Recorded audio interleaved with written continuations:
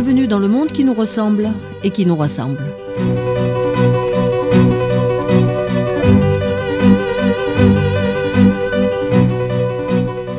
Dans les rues, il y avait beaucoup de monde. Beaucoup d'hommes et de femmes sont descendus dans la rue française pour manifester. Ils réclamaient l'indépendance de l'Algérie, ici ou là, à Sétif, à Guelma. Il y avait beaucoup de monde dans la rue. Et forcément, après, il y a eu beaucoup de monde dans les prisons. La police a chargé, elle a raflé la mise, et nous voilà tous en prison.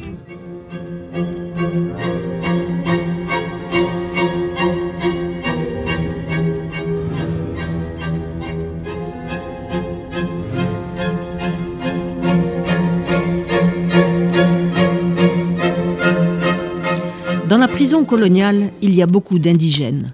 C'est comme ça qu'on nous appelait dans le monde de la colonie.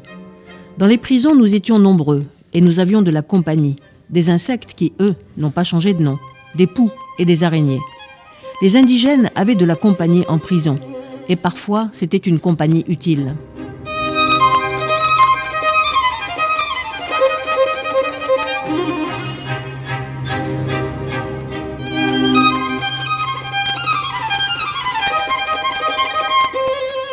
Dans ses mémoires, Rouiched raconte comment il a été arrêté et interrogé, torturé. Il raconte, avec l'humour que tout le monde lui connaît, comment un jour, on vient l'extraire de sa cellule qui grouille d'hommes et de petites bêtes noires. Arrivé dans le bureau du commissaire, l'artiste s'arrange pour faire tomber quelques poux qui s'empressent de se faufiler entre les papiers, comme si les petites bêtes avaient peur, comme si elles aussi, elles avaient peur de l'autorité française. Dans la cellule des indigènes, pourtant, elles grouillaient de vie. Elles ne se cachaient même pas. Elles faisaient comme si elles étaient chez elles. Décidément, la colonisation n'avait pas de limite.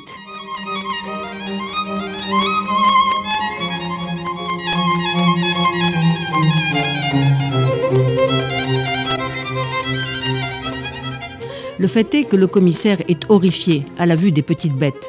Il ordonne que les cellules des indigènes soient nettoyées, désinfectées. Au moins, comme ça, le commissaire pourra interroger des indigènes propres, en toute tranquillité.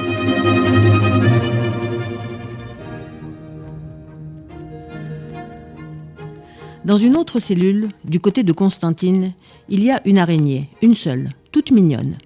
Il y a là, outre l'insecte, 2 locataires de l'État français, Rachid et Petit Joe, qui sont logés et nourris à l'œil. Seul inconvénient qui nuit au confort, une araignée qui grimpe sur la poitrine de Rachid qui s'affole et demande à son colocataire de la lui enlever. Petit Joe reste impassible. « Laissons-la tranquille, gamin. Pourquoi ennuyer les animaux ? Le bon Dieu n'a pas dit ça. Laisse-la faire. Elle finira par comprendre toute seule. Ne la regarde pas comme ça, tu l'effraies, au lieu de lui faire pitié. Laisse-la s'amuser un petit moment. Dieu le dit, s'agit de tolérer les animaux. »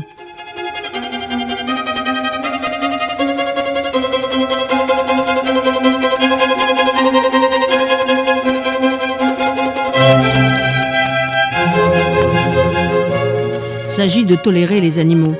Mais qui tolérera les indigènes qui réclament chez eux d'être chez eux ? Rachid est finalement sauvé par un commissaire qui ressemble comme un frère à celui qui a interrogé Rouiched.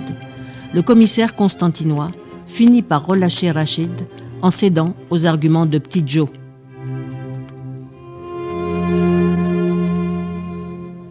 Alors, monsieur le commissaire, si elle se fâchait, cette araignée, si elle vous sautait dans la gueule, vous qui n'avez plus de dents, ou dans l'œil, du moment que vous êtes sans lunettes, elle serait capable de vous piquer, cette sale araignée qui a toujours vécu avec les indigènes et les voyous. Et que diraient alors vos petits-enfants, toujours si propres, eux qui jettent le pain du bon Dieu, si une mouche, une simple petite mouche vient manger avec eux ? Sûr que vos petits-enfants ne vous pardonneraient plus de passer tout le monde à tabac pour vous retrouver victime d'un insecte, d'une vile araignée née dans votre propre cellule.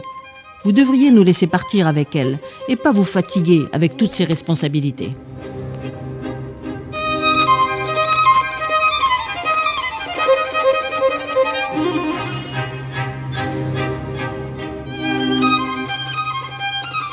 Les petites bêtes à bon Dieu aiment les indigènes.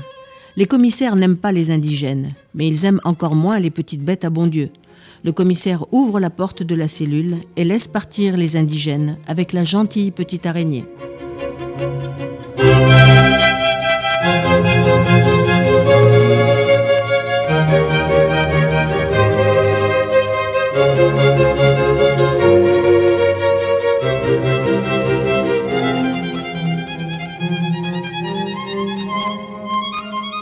Rachid, qui est l'un des héros de Kateb Yassine dans Nejma, est rattrapé et remis en prison.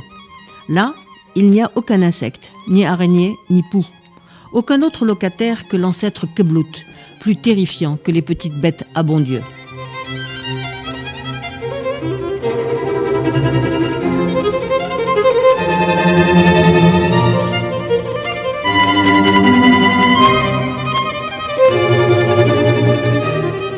Lui, l'ancêtre au visage de bête féroce, aux yeux sombres et malins, promenait son superbe regard sur sa tribu, la trique à portée de main. Il racontait ironiquement, par ce seul regard, l'histoire de chacun. Et il semblait à ses descendants que lui seul avait réellement vécu leur existence dans toute son étendue. Lui seul s'étant frayé un passage jusqu'au Nador, où, subissant déjà la défaite, il n'en mourut pas moins à la tête de sa tribu, sur la terre pour laquelle il avait probablement traversé les déserts d'Égypte et de Tripolitaine, comme le fit plus tard son descendant Rachid, qui lisait à présent sa propre histoire, dans l'œil jaune et noir de Keblout, dans une cellule de déserteur, en la double nuit du crépuscule et de la prison.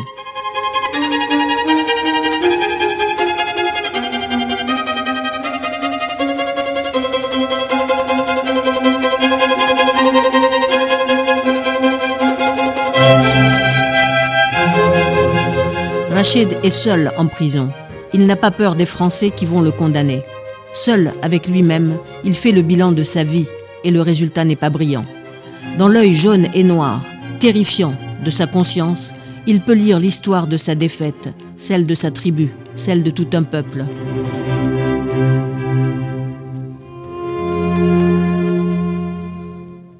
Loin des commissaires français, nous sommes seuls avec nous-mêmes. En la double nuit de notre crépuscule et de notre prison, nous pouvons lire notre propre histoire. Qu'avons-nous fait de nos 50 ans ? La question nous ronge l'âme. Elle tisse sa toile dans notre conscience plus douloureusement que l'araignée tissait la sienne, gentiment, dans la cellule de nos ancêtres, les indigènes.